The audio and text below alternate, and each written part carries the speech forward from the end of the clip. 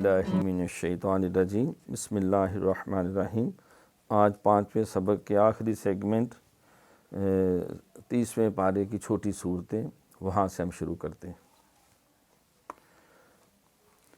اعوذ باللہ من الشیطان الرجیم بسم اللہ الرحمن الرحیم۔ یہ سورہ لہب جو ہے آج ہمارے سبق کا حصہ ہے۔ پہلے ہم اس کو ایک دفعہ پڑھتے ہیں، اس کے بعد پھر اس کا ترجمہ اور اس کا اجرا کرنے کی کوشش کرتے ہیں۔ جب بھی قرآن پاک کی تلاوت شروع کی جائے تو تعوذ اور تسمیہ، یہ ہم ایک سبق پڑھ چکے ہیں، یہ ضروری ہے۔ اعوذ باللہ، اعوذ اعوذ، پہلے حمزہ ہے پھر عین ہے، اعوذ، زال میں یہ سیٹی کی آواز نہ ہوگی۔ اعوذ باللہ من الشیطان الرجیم، من الشیطان، یہ تو پچاکے والا، من الشیطان، وہ دو نقطے والا نہ ہو، من الشیطان الرجیم، بسم اللہ الرحمن الرحیم۔ اس کو غیر ضروری نہ لمبا کیا جائے نہ چھوٹا کیا جائے۔ پھر تبت یدا ابی لہب وتب، کیونکہ یہ با کے اوپر قلقلہ ہوتا ہے، شد بھی ہے، اس لیے دیر لگا کے یہاں شد کر کے قلقلہ کریں گے۔ ما اغنی عنہ مالہ وما کسب، یہاں بھی با پر بھی قلقلہ، یہ سارے قلقلے والے حروف ہیں جہاں بھی وقف ہم کریں گے۔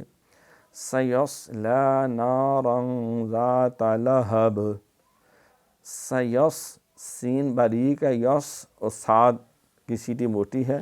سیصلی نارا ذات لہب وامرأتہ حمالۃ الحطب، حطب، ہا حلق سے، طب، تا پچاکے کے ساتھ، وہ دو نقطے والا تا نہ بن جائے۔ فی جیدہا، یہ ہا حلوے والا نہ ہو، فی جیدہا حبل من مسد، یہاں ادغام ہے حبل میم، پھر وہاں ادغام غنے کے ساتھ ہے مسد، تو سین ذرا باریک اس کی سیٹی کے ساتھ پھر آگے دال ہوگا۔ ترجمہ سن لیں۔ تبت، ٹوٹ جائیں، یدا، دونوں ہاتھ، ابی لہب، ابی لہب کے، یعنی ابو لہب حضور علیہ الصلوۃ والسلام کے چچا تھے، لیکن اسلام کے بدترین دشمن تھے۔ سرکار دو جہاں صلی اللہ علیہ وسلم کے بارے میں بد زبانی انہوں نے کی، بری بری باتیں کی، تو ان کی مذمت میں اللہ تعالیٰ نے یہ صورت نازل کی کہ ٹوٹ جائیں دونوں ہاتھ ابو لہب کے، تب، اور وہ برباد ہو جائے۔ ما اغنا، نہ نفع دے نہ فائدہ دے، عنہ، اس کو، مالہ، اس کا مال، وما کا سب، جو کچھ اس نے کمایا، نہ اس کا مال اسے کوئی فائدہ دے نہ اس کی کمائی اسے فائدہ دے۔ سیصلی، ان قریب داخل ہوگا، نارن، آگ میں، ذات لہب، جو شعلوں والی ہے، اس کا چہرہ بھی شعلہ فشاں ہے اور سرخ انگارے کی طرح وہ دھمکتا دہکتا ہے، تو اس کو ایسی ہی شعلوں والی آگ میں پھینکا جائے، اس میں داخل ہوگا۔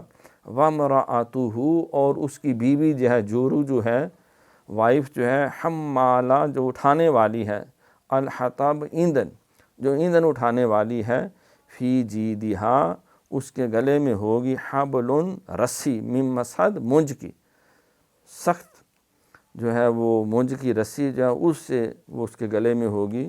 تو دنیا میں بھی وہ اسی طرح جو ہے وہ پھانسی کے ساتھ ہی مری، اور قیامت کے دن میں اس کو بدترین عذاب، جمیل اس کا نام تھا، جو سرکار دو جہاں صلی اللہ علیہ وسلم کے راستے میں کانٹے بکھیرتی اور انتہائی اسلام کی بدترین دشمن تھی۔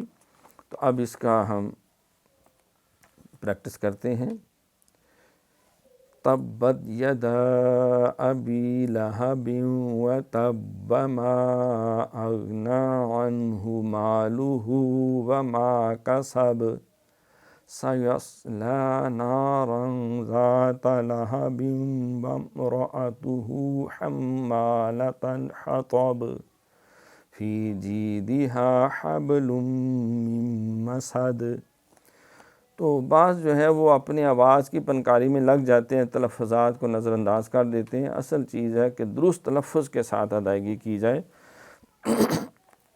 آواز کا زیر و بم خود بخود وہ بنتا جاتا ہے تبت یدا ابی لہب وتب ما اغنی عنہ مالہ وما کسب سیصلی نارا ذات لہب وامرأته حمالة الحطب فی جیدها حبل من مسد۔ اگر حدر کے ساتھ تیزی سے پڑھیں گے تبت یدا ابی لہب وتب ما اغنی عنہ مالہ وما کسب سیصلی نارا ذات لہب وامرأته حمالة الحطب فی جیدها حبل من مسد۔ صدق اللہ العظیم۔ اس کی 10 15 20 دفعہ پریکٹس کریں، مشق کریں درست تلفظ کے ساتھ، تاکہ اس کو صحیح پڑھنے کا ملکہ حاصل ہو، اور ایک دوسرے کو اس کا ترجمہ بھی سنائیں تاکہ ترجمہ بھی ساتھ یاد ہوتا جائے۔ وما علینا الا البلاغ المبین۔